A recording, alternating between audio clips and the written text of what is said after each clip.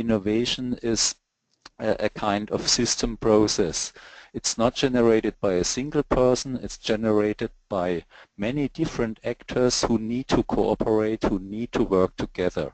And companies are not part of just a single industry, but they are also members of such an innovation system, and such an innovation system is also called the ecosystem where the companies are working. So on the next slide, what does it mean for the digital innovation hubs? Of course, the hubs are also embedded in such an innovation ecosystem, and this is the case if they know it, or even if they don't know it. So if it's just implicit, they are embedded there in any case. And therefore, it is crucial for digital innovation hubs to develop and improve their innovation ecosystem in order to be able to operate in the most efficient way. And in order to do so, it's of course important to know how your system looks like. Therefore, this ecosystem assessment is a first step, a first prerequisite for getting information to improve the situation. So this will immediately generate added value for the hubs. You can identify the weak points or the gaps in your regional system, which in the one way or the other hamper your operation. You can also use such an assessment for developing strategies and implement measures for enhancing your system and for filling gaps. Okay, that's, let's say, the introduction. What is it? Why is it important?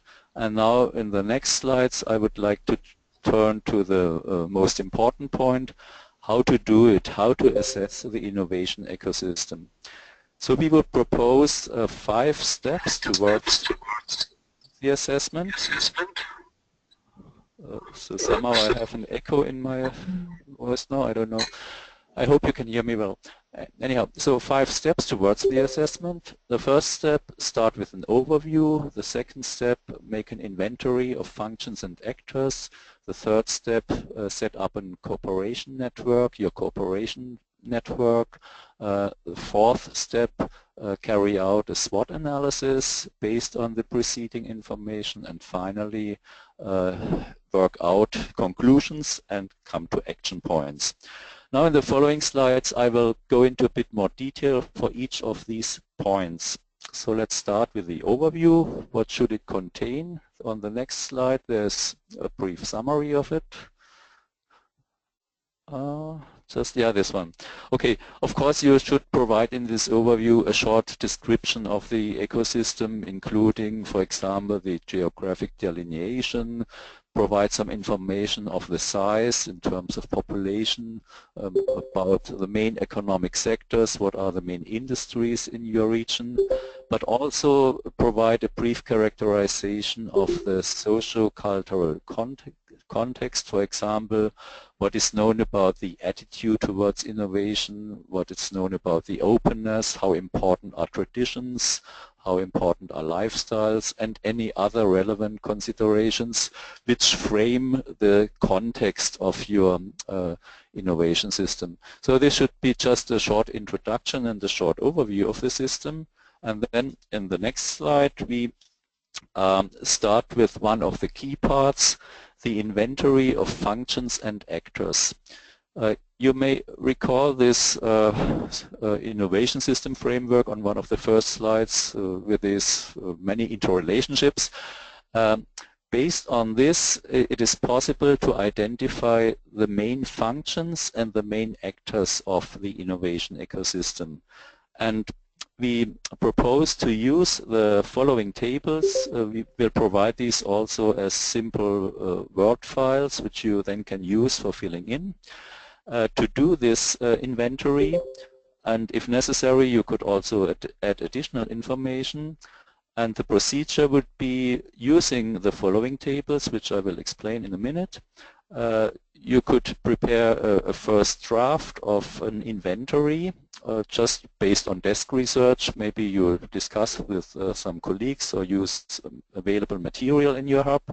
And then the proposal would be discuss this draft inventory in a meeting in your hub, maybe a workshop. I would suggest 2 or 3 hours of discussion should be sufficient to come to a conclusion and to come to a common view of this inventory of functions and actors. Okay, so in the next step, and the next slide, there is, could you move forward, Next slide. Yes, okay. This inventory is organized along these key functions and these key dimensions of the innovation ecosystem. So the first part would deal with the category innovation input and innovation supply. And this includes the following categories. It includes institutions which are dealing with education and training, universities, for example. Of course, it includes research, technology, and innovation actors, but also those providing funding and capital, and maybe intermediary organizations which also play a role in innovation input and innovation supply. Now, let's translate this into simple tables. The following tables are all organized in a similar way, so I will explain it in a bit more detail with this first part. You see in the first column with the headline actor category, you see education and training. This is the category just mentioned in the previous slide. Then in the second column there are different types of actors which belong to this category. Of course, schools, universities, but also institutions dealing with vocational or continuing training, and maybe other actor types which are present in your region. And then the task would be use the following column and just list, for example, universities, different universities in your region. In the next column, say something about their location. Then, if available, information of the size, could be number of staff, number of persons.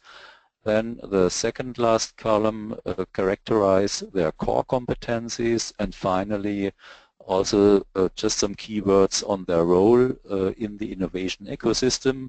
And for these actors it's quite clear they are providing training, they are involved in generating the skills needed. On the next slide I just added an example how this table could be filled in. For example, I looked at Poland, at Krakow. I just, for chance, I know the Jagiellonian University, and there's a Department of Applied Computer Science. So if this is relevant in your ecosystem, you just would need to add the name of this department, the location, as you can see here, the size. I don't know whether this is true. I just wrote down a number. So 200 people would be working in this department. And their core competencies would be developing of IT tools, and their role in the innovation ecosystem would be providing IT training and also helping to generate the skills needed for IT in your digital innovation hub. Then we would have a second actor here. This would mean just at another line, also at Krakow University, Faculty of Mechanical Engineering would be important. There could be 70 people, also just a guess number, I don't know whether this is true. Their core competency would be in robotics, of course, and they would play a role in terms of providing training in robotics technologies. But we could also think of actors active in vocational education. For example, there could be a continuing education center for computer applications, maybe also in Krakow, the same city. 20 people would be working there, and they would have core competencies in IT education, robotics and manufacturing, and would provide training and skills. So this would be the principle, just add the actors to the different categories and make such a brief characterization. And then if you look at the last line of this table, which says summary assessment of actor categories, this would mean that you just, after having filled in the table, you make your own qualitative assessment. You just look at the table and make up your mind. So what does it mean? Is it does this look very well? Do we have actors for all the categories? Are they of a reasonable size? Do they provide interesting competencies? And do they play an important role for your digital innovation hub? And then based on such considerations, you make a qualitative assessment with the categories 1 to 5. So 1 would be very weak and 5 would be very strong.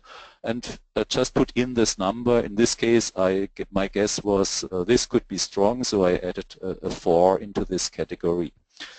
So, and this is the principle of these tables. And now I just would like to go with you through the next categories. Here, this would be the research, technology, and innovation actors category, and the main actor types. These are the ones I think everyone is familiar with, would be universities, research, and technology organizations.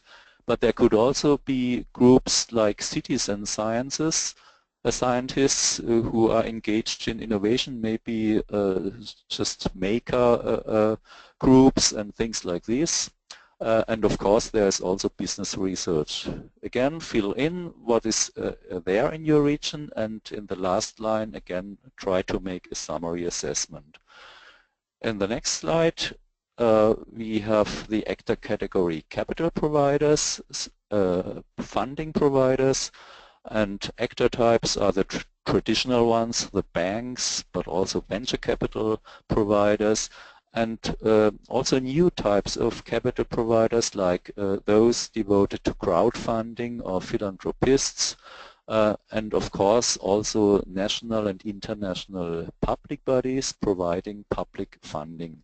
And again, name those which are relevant for your activities, provide information on their location, and tell something about core competencies. For example, there could be a venture fund focusing on IT services or focusing on robotics or whatever, and then this could be added here. Okay, so the next slide summarizes the last category, which we have under the headline Innovation, Input and Supply. This would be intermediary organizations. So first type would be associations, for example, industry associations, and they of course could be helpful in getting and supporting exchange and getting people together, so they could provide brokerage. Also clubs or trade unions would be interesting actors. Trade unions in particular are interested in skills and competencies of workers, and also are engaged sometimes in providing training and supporting skill development.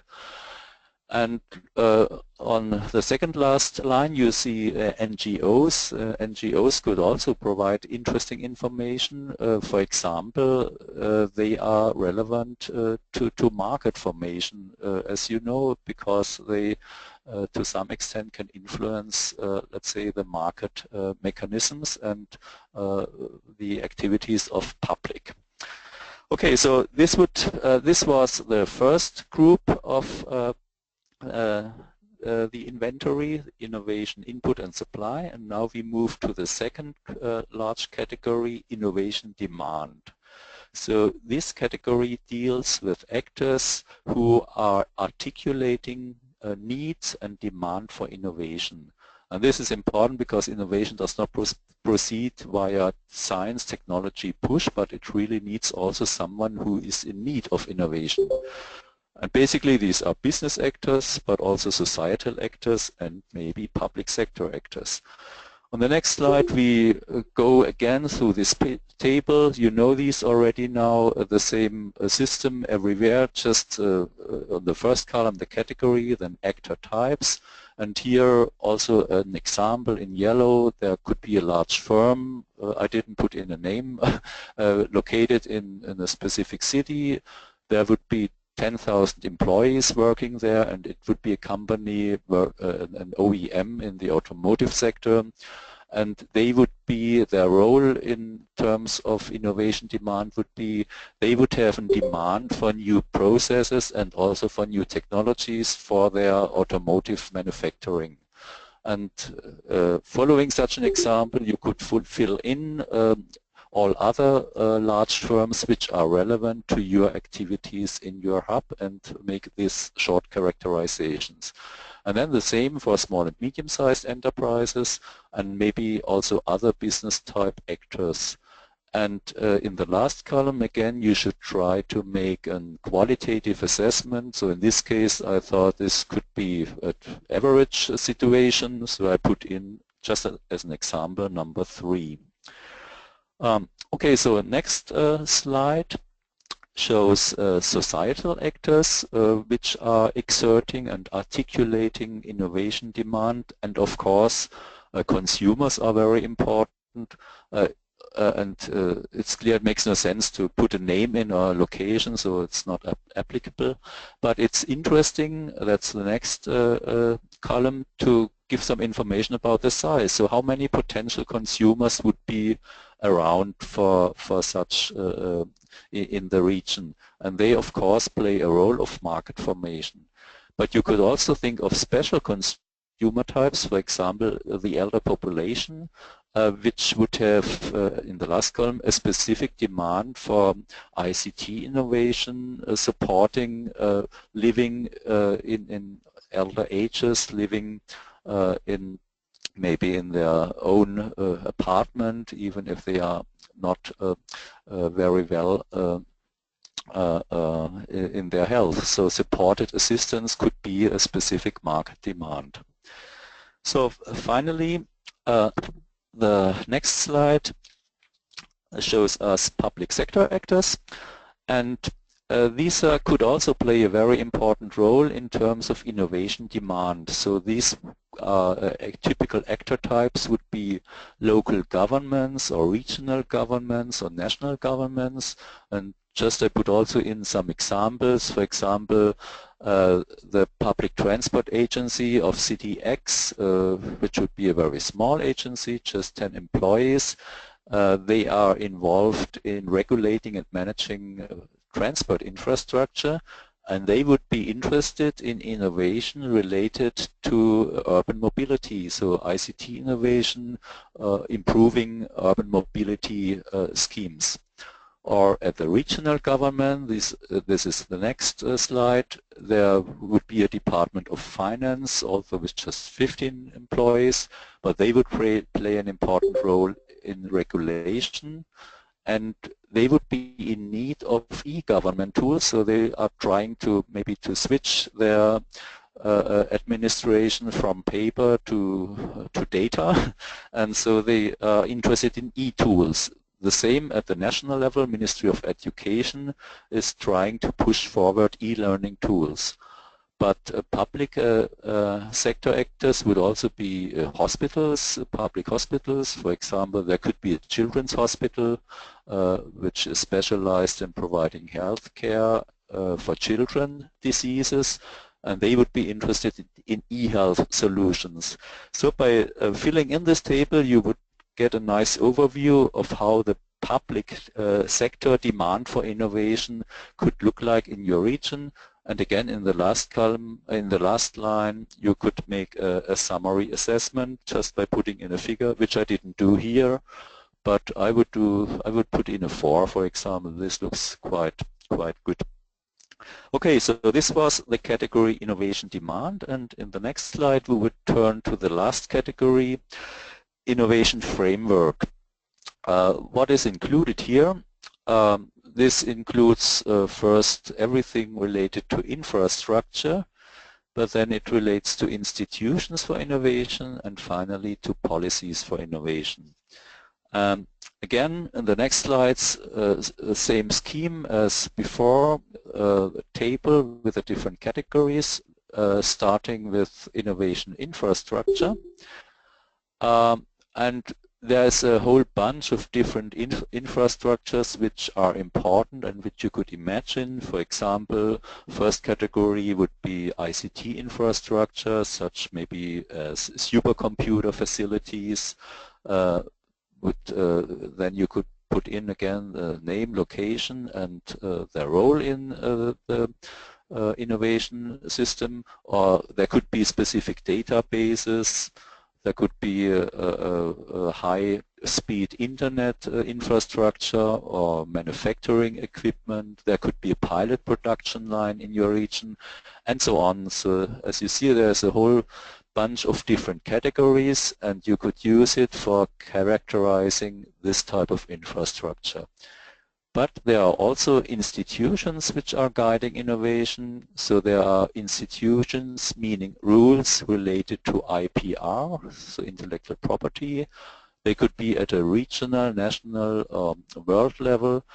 There are standards and norms which could be important. Just characterize what would be interesting to you, and maybe also other institutions. And in the end, again, try to make a qualitative summary assessment. Finally, the next slides, policies. Policy making is influencing innovation not only via funding, which was in one of the previous tables where we talked about innovation input, but it's also influencing innovation by setting framework conditions. And this could be, again, at the regional, national, European, or even at the world level.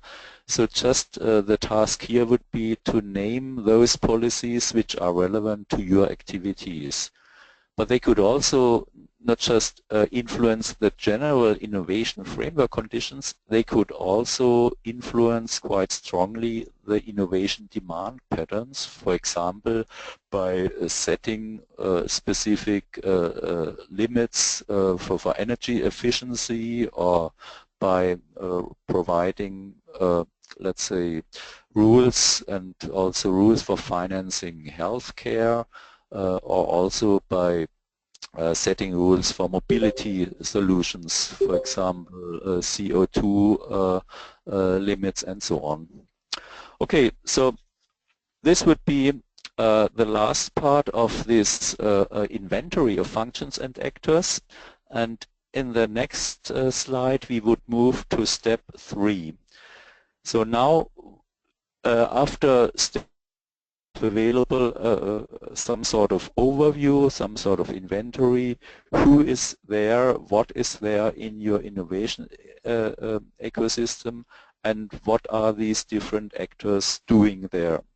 Now in these next steps we are interested in the interaction between the actors, and in particular we are interested in the interaction with the Digital Innovation Hub. So the task here would be to try to figure out the interrelation between your hub and the different actors which you have identified in the previous steps. So the first step would be use the following tables for the analysis. I will explain in a minute, and use the information which you have gathered in the previous steps to fill in these tables. And then the next step, the second step, would be try to illustrate this cooperation network with a kind of graph which will be shown in one of the last slides. And the procedure which I would recommend would be, again, do this analysis as a kind of desk research, try to develop a draft network scheme, and then use this for discussing it at a meeting in your hub or at a workshop. And again, I would assume a half-day meeting or 2 or 3 hours would be sufficient to introduce this network, and also to come to a common view on the network in your hub. Okay, so let's then move to the next slide. How does it work? Again, we propose to use tables like the following to analyze the interaction between the different with you and the different actors in your region. So these tables are organized in the following way. In the first column, the type and name of actors should be mentioned. In the second column, you should give an indication since when there is a relation between the hub and this actor. The third column means just location, the city or the country. And then the following few columns These are made for characterizing the type of interaction. And you can see here again the three main categories which we just discussed in the previous tables. The first category would be innovation demand. Second category, again, innovation input, innovation supply. And the final category, innovation framework. The first category, innovation demand, here we did not specify it any further. We just thought for this interaction is sufficient to know that someone is articulating innovation demand. But for the other categories, it's important. It's more important to know about the type of innovation input, meaning is it knowledge or is it technology, is it equipment, manpower or finance? And the same holds true for the innovation framework. Is it infrastructure, is it IPR or regulation or maybe policy support? So this is the basic structure of the table, and then we have again the categories, the same categories as in the previous tables. So the first category would be education and training. You see this in this line with the bold letters, education and training. And then you could fill in under the headline schools, for example, fill in all the schools in your region. I found there could be a Lagere GIM, and there could be interaction since 6 years with this, for example, via exchange of pupil, and this would be located in a certain city. And in the next tables, in the next line, you could characterize the type of interactions. So a 0 would be there is no interaction like this. In this case, of course, they are not articulating innovation demand, but schools are providing innovation input. That would be the next column, in the sense that knowledge will be generated. All other categories would not be relevant, so meaning a 0. The second example, universities. You see again Jagiellonian University in Krakow, Department of Applied Computer Science. There would be a relationship since about 2 years, and it's not important for innovation demand, but it would be would have a very strong significance for knowledge generation. Therefore, we put in a 3. Some relation to providing manpower, skilled researchers, but no effect on all the other categories. So following these examples, you could characterize all the different the other interactions between your hub and the actors which you have identified in the previous steps. So let's move to the next slide. Here we have one before, yes. Here we have the category research, technology and innovation actors. This is again this bold line, and then the different categories, different types, universities, RTO, citizen scientists and so on, the same as in the tables where you made the inventory, and then add as many lines as needed and make this short characterization using this numbers, absent, weak, strong or very strong effect. The next slide shows intermediate organizations.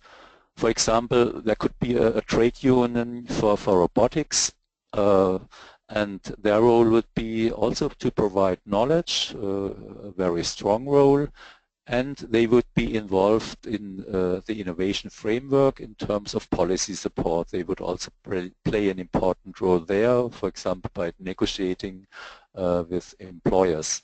But there could also be an NGO, Greenpeace, for example, and their role would be, of course, also influencing to some extent the regulatory environment, and they would certainly also have some influence on the political situation in the region.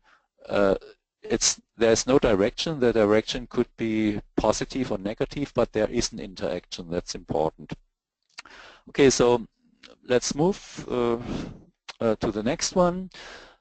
Business actors. So, for example, large firms. This is real. So there is a Siemens location in Poznan in Poland, and there could be a relationship maybe since 6 years, and the role of Siemens would be providing innovation input by providing equipment. Therefore there's a two, and this would be the main role of this company. And there's also KUKA robotics facility in Katowice in Poland, and they would have, for example, a strong innovation need, innovation demand for, maybe they would need software for their robots to network their robots with other factories, and so they would ask for ICT innovation. On the last line we have societal actors, and for example a chamber of commerce would be an interesting actor having an influence on the innovation framework, namely the policy support. Okay, so the next slide. This moves to the public sector actors, and you may remember at the local government in the inventory we had public transportation agency, and they, as discussed before, would have a demand in ICT solution for organizing public transport, and therefore a strong demand influence.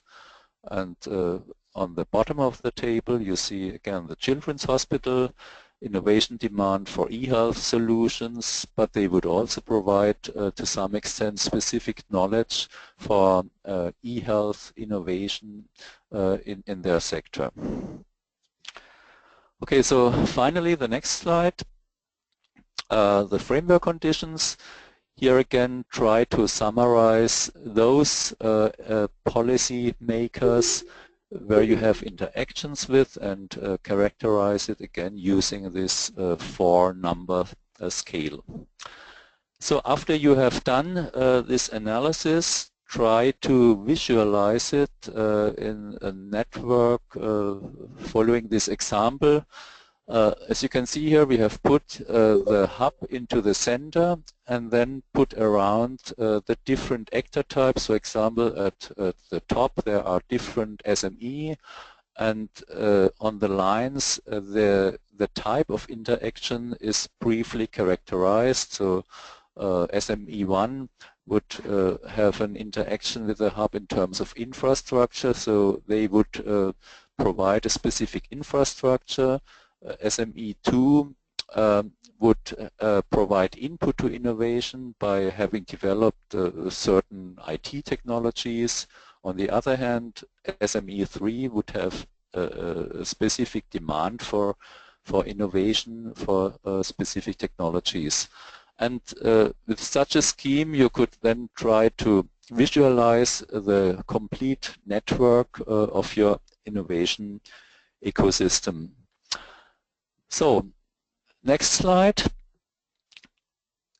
moves to the 4th step of the analysis. So based on this inventory and on the network analysis, you could then carry out a SWOT analysis for finding out strengths, weaknesses and opportunities and threats of your digital innovation hubs. Just to remind you of the general thinking of the SWOT analysis, the strengths and weaknesses, these are internal factors which can be controlled by the hub in terms of advantages compared to others and disadvantages compared to others. And this could relate to technological aspects, non-technological ones, and so on. The external dimension, these are external factors, opportunities and threats which cannot be controlled by the hub, but they shape the environment, they shape the system where the hub is working in. Okay, so that's just the principle, and on the next slide I would summary how we would suggest to do this SWOT analysis.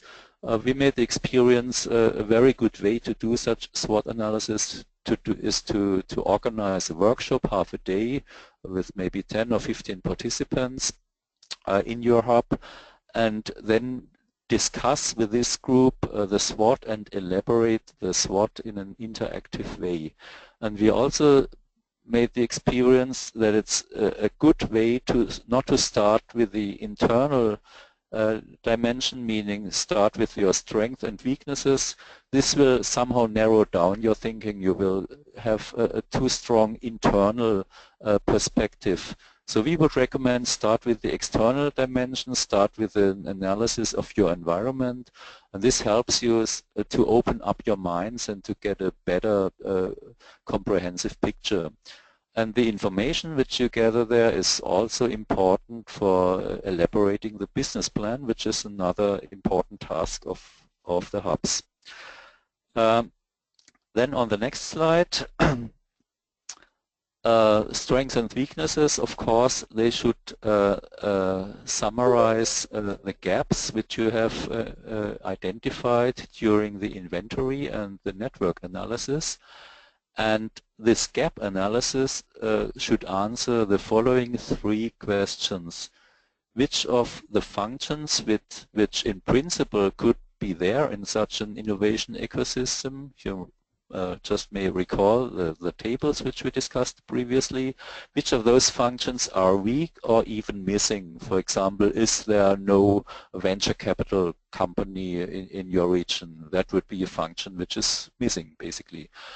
But also not the functions, but also which key actors. Maybe function of venture capital is there, but only a very small group, and so this means key large actors which have enough money would be missing there.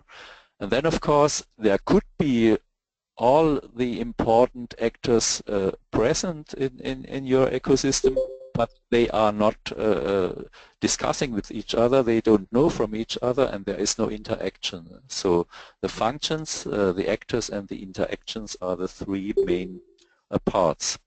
Then finally, on the next slide, conclusion. You now should have available all information you need to elaborate conclusions and action points, and meaning action points which are suitable for enhancing the structure and the function of your innovation ecosystem. So meaning this would be actions to overcome internal weaknesses and external threats, and this would also include actions which you need to build up an efficient network with all your partners of the innovation ecosystem. So we are almost at the end, and in the next slide I just summarized what we could also, what material we could provide you. First, we made a template, a Word document, which you could use for carrying out the analysis and for presenting the results. And we also have templates for this cooperation network and for this SWOT analysis. We have a very short background paper with some more information about innovation ecosystems, just if you are interested in to have some have available some more detailed information. And we also suggest some literature. It's on the next slide, where you could find more information in detail about this innovation ecosystem thinking. But I would just go, if you could open this Word document with a template. I would like to explain, to go through this template briefly, which we would propose to use. Yes? I have to step out for 5 minutes, so...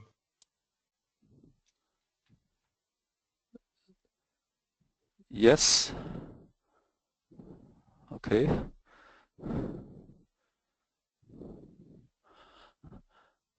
So what's going on now?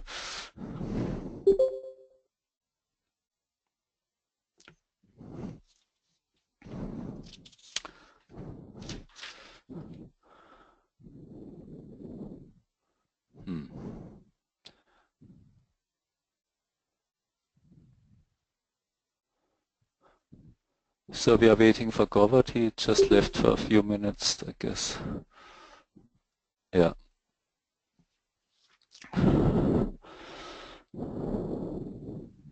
Maybe we can do some question and answers at the moment. Yes, of course, yes. Yeah, please, if there are any questions I could help, just let me know.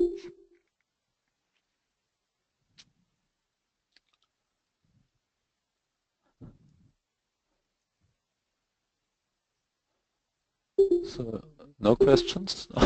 Um, yes, Palnerotti, Yeah, Piedmont, okay. Turin, Polytechnico. So our project is on digital manufacturing, our app. So I think that some actors are not applicable. So in the analysis, for example, you talked about hospitals Yeah, or so clearly there are some bodies or actors that will not be included in our analysis. Is that yes. okay? Yes, Okay. that's okay. So what we provided is a kind of ideal scheme. So, and of course, depending on the focus of your hub, some functions may, as hospitals in your case, are simply not relevant. So just forget about those. And uh, this also implies that this would not be a weakness if they are not there, because if they are not relevant, they don't matter. Sure, sure. Mm. Okay, thank you. Yeah, you're welcome. Any other immediate questions? Sorry, I had to hand something to, have to give something to somebody. Okay. You want to move ahead with this, with the template? Yeah. Yes, I think that would be interesting just to show this. Can you put it also in full screen or? See, I can do, what I can do is I can do it. The other way. Let me see, how do you do that again? View, I think. Maybe view. Yeah, full screen. Yeah, that looks good. Okay, so this is, as I said, would be a proposal of a, but that's a bit too small because it's just one page. What? And now it's 2 pages. Yeah, I'll just blow it up. Maybe just make this smaller here and at the bottom. Yes, make it smaller. Oh, you want it smaller? Yes, okay. Yes. Yeah, even more, a bit more small. Yeah, okay. Yeah, okay. So that's on the left is a title page, and then on the right that's the table of content. And you see these are the 5 points which I just explained in the PowerPoint slides. And we would propose that you could use such a template for doing your assessment. So if you move to the next pages. Yeah. Okay, so first start with the overview, and we think this could be about 1 page or maybe 2 pages. It should be really a short part, and the content is just as I explained in the slides, provide a short description of the ecosystem and a short characterization of the context. And then section 2, functions and actors. These are basically the tables, all these tables which I have shown you in the PowerPoint slides. And if you then have available this Word document, you can just fill in as many lines as you need, or delete those which are not relevant. Yes, if you move on, Gabot. Yes. Okay, and then the cooperation network. Again, we do have in this cooperation template table, which you could use to fill in the data, fill in the lines as needed, so that you get an overview. And then finally, the figure, this cooperation map is also, that's just an example how it could look like. And the next part would be the SWOT analysis. Again, there's a table which you could use, and we think the SWOT analysis, this is an important part because it's a kind of summary of the analysis and important for drawing the conclusions. So we think this could be about maybe 5 pages, so 1 page with a table with this figure where you put in kind of keywords the strengths, weaknesses, opportunities and threats, and then also in the following describe briefly in a few sentences the different categories so that you have a nice summary of your SWOT. And then finally, based on the SWOT analysis in section 5, you could then, or you should summarize conclusions and the action points. and we think 1 or 2 pages would be sufficient for this. So all in all, we feel that the total document could be something between 10 and 20 pages, I would suggest, depending on the length of the tables. But it really should not be a long written document, mainly tables and some short explanations. Okay, so that would be this Word template which we would offer for doing the assessment. Okay, so that's all I would like to tell from my side. Thank you very much. Thomas, I think what I basically learned from this is that you know, this is an approach to identify which actors you have available, what they do, what they can do, what they should do, where your weaknesses are, and where you have to find perhaps additional participants and overcome the weaknesses that you have identified in this analysis. I think we have time for questions. Let me see if there's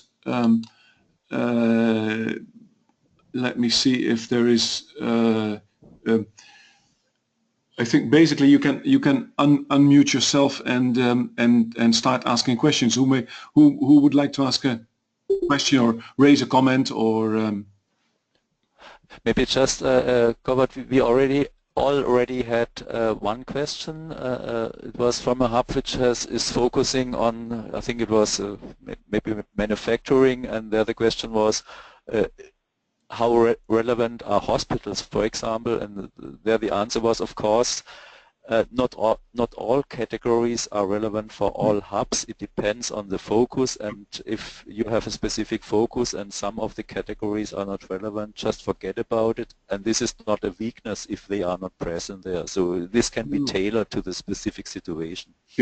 Yeah, I think then in that sense the presentation was deliberately a bit on the broad side, so that to make sure that you do not forget any actors that may be relevant. Yeah. Luigi, just my name is Mario. Hello. First Luigi, then Mario, please. Okay. Yes. I was just calling attention on what Manuela Bistolfi has written on the chat, because some of the hubs, they have a deadline now before the end of December to you know, to provide you know, this type of analysis. Now the tools you provide them today, so that could create some problems into using it as a tool in relation to what they have already developed independently. What would you suggest to this? Maybe Govard, could you say something about the timing and the schedules, because maybe you know better how this looks like. Yeah. No, I know that some of the hub projects have gone ahead already and made a quick start on the analysis, sort of, you know, taking into account the 6-month period that sort of started at the end of September. I would suggest there to be quite practical and to see what sort of concepts that you can still incorporate in this analysis. I think also on the other, at least the Commission has indicated that they would like, they are flexible as far as the timing has been concerned. But of course, if in the cases where projects have gone ahead and already done an ecosystem assessment, I think that there I would recommend that to incorporate some of the elements here and basically to then to perhaps to focus on the final SWOT analysis based on what you're having, yeah. So there I think there would be a need for compromise. Yeah, I would also argue, I would also suggest not, it makes no sense, of course, then just to redo it again because you have already invested a lot of work in it. But I would also suggest to use the information which we try to provide and just maybe check what you have done. Just put the slides and the documents next to what you have done and just check. Maybe you can add or modify some of your analysis following this, but I would not redo it. Maybe just use it as a kind of double checking, and as Govert said, focus on the SWOT analysis. Also, Govert, sorry, but on the flexibility, you know, the problem here that the hubs have is that this is a commission project, but their contractual relations is with different actors, and so unless there is, let's say, communication from the Commission to the hubs and to the contractor that there is flexibility and eventually trying to also define what this flexibility could be, everybody are under pressure to respect their dates and the discussion, they can make it only with their contractor. So it's a bit more complex than that. So if we could find a way to clarify once and for all that there is some flexibility, and that would make also the, for instance, for Cicero Carsa, no, Carsa agree that they accept this approach, then it would be easier. Yeah. For the hub to decide if using it or not, because I mean flexibility could be useful or not. I am Anastasia. I'm the coordinator of horses, and I think I understood from the Commission that we should be flexible as, let's say, the funding part. And I think this presentation was very helpful for the hubs. Therefore, I would suggest that the hubs should contact their coordinators and agree with them, and I think if they ask a reasonable delay for doing some better work, it's not going to be a big problem. I mean, if you ask 3 months, it's going to be a problem, but if you ask a few days or a few weeks, I think it's not going to be a problem. Yeah, the situation, I think, formally is that this is under the third-party funding mechanism. So the hubs have a contract with the sponsoring innovation action under I4MS. So that's the formal, the contractual. Contractually, the Commission isn't part of this. But in our discussions with first with Francesca and more recently with Marcus Korn, there was complete understanding that that you know, first of all, there may the hubs may require a bit more time to finalize their studies, and also from our side we are also struggling to and that's both from the innovation actions and from the CSAs to provide support to 26 projects at the same time. So that is well understood, but we will discuss this again with Marcus if you know, if you need a sort of a formal clarification on this. I will see Marcus on Monday, so I will discuss it with him. All right, thanks. Yes, Manuela, it's Manuela.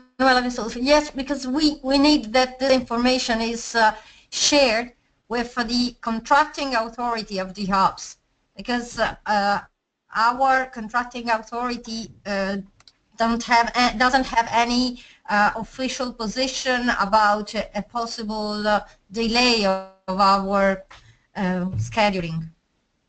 Yeah, that completely depends on how. option could be that we provide the work as we have done till now, and by the end of the project we carry out the work following all the templates received.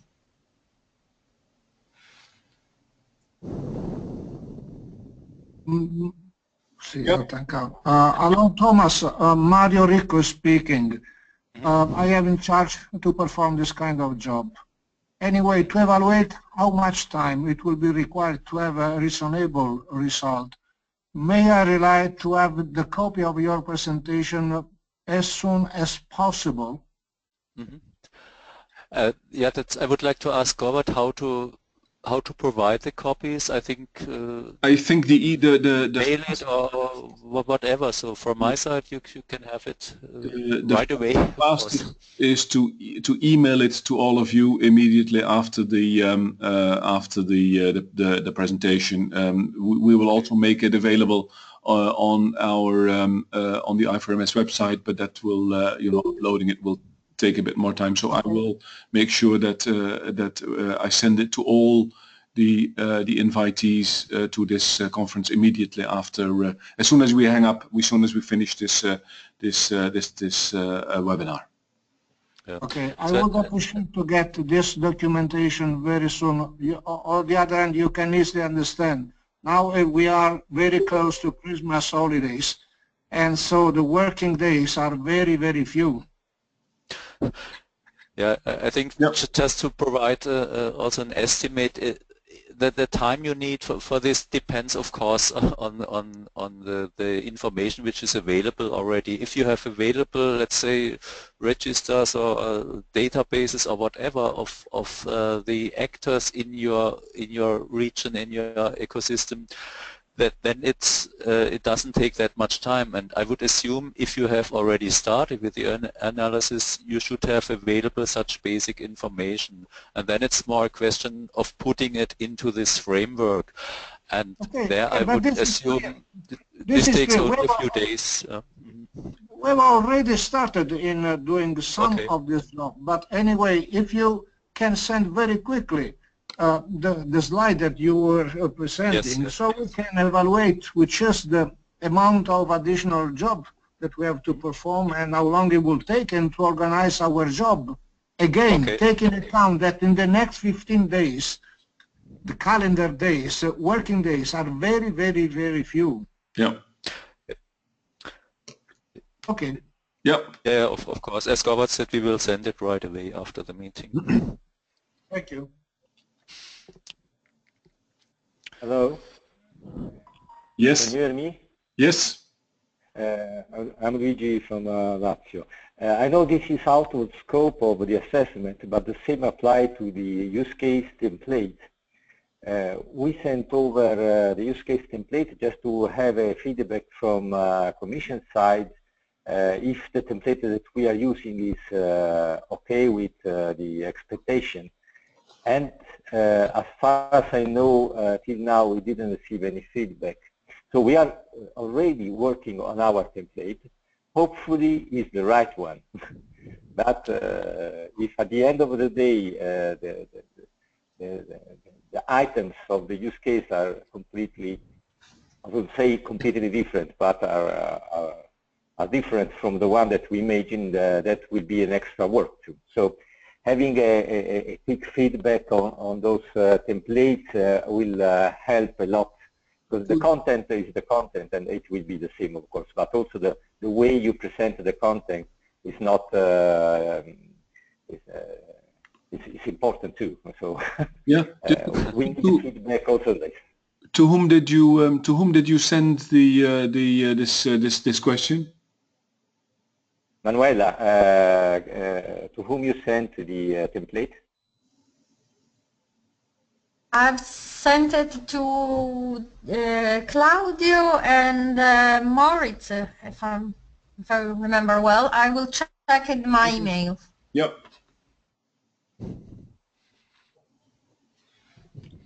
Okay, we will check that. If you resend that, we will follow up immediately. Thank you.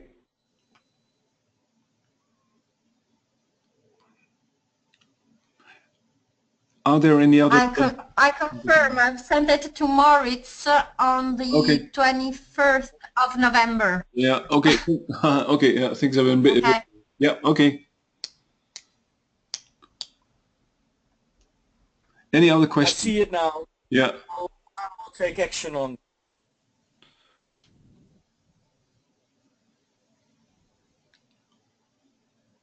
Okay, we've got that clarified. Do we? Are there any other questions or comments, suggestions, ideas? Govert, this is Anastasia again. I was thinking, because now you have a plan for a next number of workshops, but if you, but as the work is going on also in the hubs, I was thinking if you can have ready the templates to send before the workshops, so that the people consider it, and just with the workshops they get additional help. Is it possible to send the templates before? Before we do the webinar?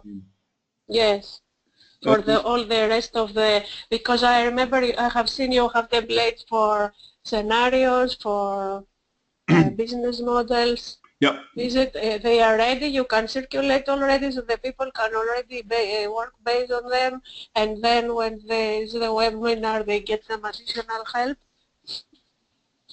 But just consider it, okay? Just an idea. Well, I think for those hub those hub projects who are making quick progress, it would that will be helpful, I think, and we can do that with the announcement, because we have to make the announcement at least 2 weeks before, and next week we will make the announcement for the following webinars for early in the new year, for January.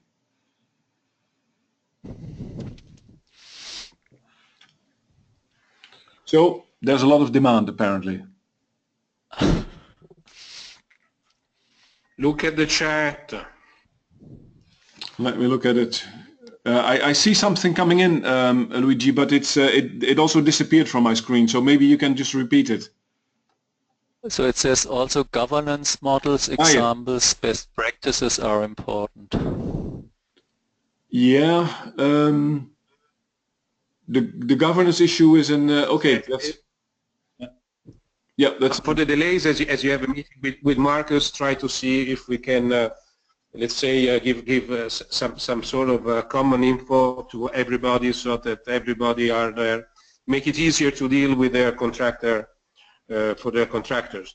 Yeah. For the rest, if we could have a timing of the next meetings, the contents, as soon as we can have them, at least we can have a look at them and take them in consideration in the work we are performing, and also, as I said, also information about the governance and the models, and if there are best practices that we can look at it, that could help, because all the hubs have to think a little bit on how to organize themselves also as far as the governance is concerned. Yeah, I think the governance is pretty much unexplored territory, so we need to think a little bit more about that. We do have some ideas, but that still needs work from our side as well. Yeah.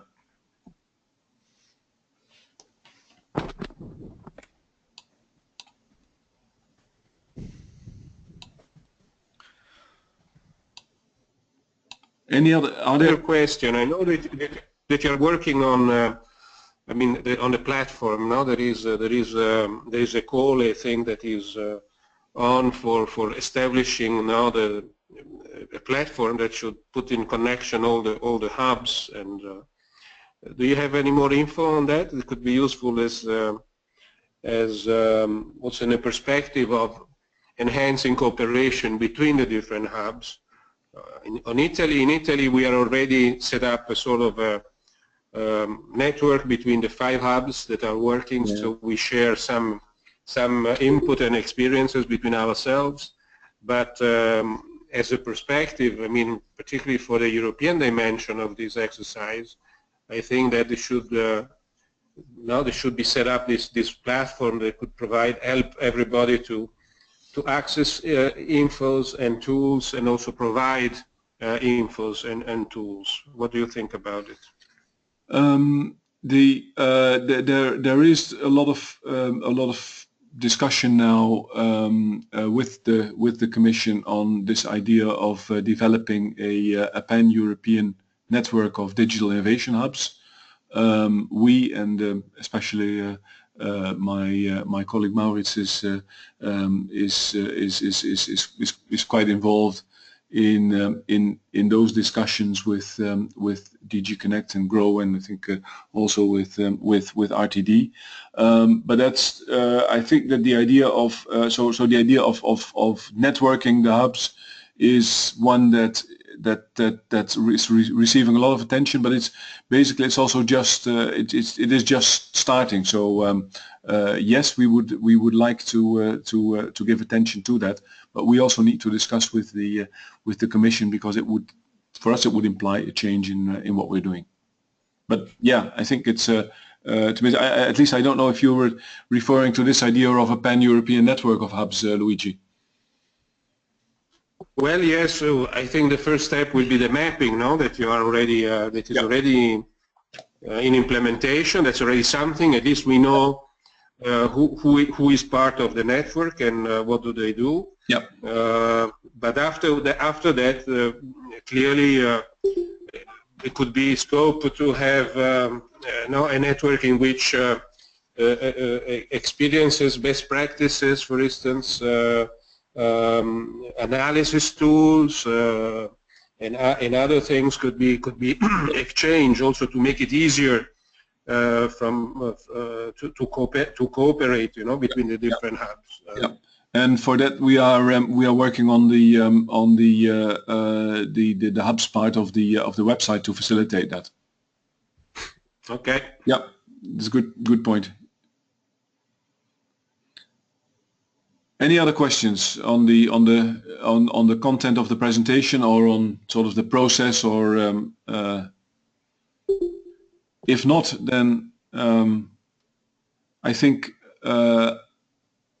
from our side I would first of all like to thank Thomas for I think a very comprehensive presentation, and all of you for participating in this meeting. And then I will immediate follow-up. I will be sending all of you the presentations, the two files, basically the template and the PowerPoint presentation, and the background, Thomas, and the background material as well, I think. Yes, so I just sent you a mail with all the files which you could send. I think 5 files. I've switched off my email so that it doesn't interrupt my screen. So I will start up my email again after the session. So I will forward that to all of you. And next week we will circulate the schedule of the at least the next two webinars. And I promise that we will make available the materials as soon as possible. So we will make the materials available before the webinar so that you can start using them. Okay. Okay. If there are perfect, thanks. Okay, good. Thank you. Thank you all, and I will close the meeting then. Thanks. Bye bye. And bye. Have a good Christmas period to all of you. Same to you all, huh? Okay. Thank you. Thank you. Bye bye. Bye. Bye. Bye for everybody. Bye. Bye.